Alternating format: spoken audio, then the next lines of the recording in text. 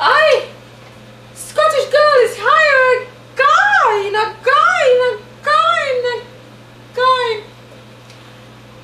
I've been talking to my grandfather Scotty from Scotland an awful lot. Every day, something new keeps happening to my grandfather. My grandfather Scotty, he leads a very, very exciting life. You see what happened, right? My grandfather, he was walking along this little lane, carrying his cricket bat. I don't know why my grandfather always carries a cricket bat.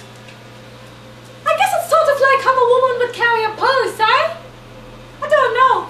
But anyway, my grandfather was walking along this little cobblestone road with a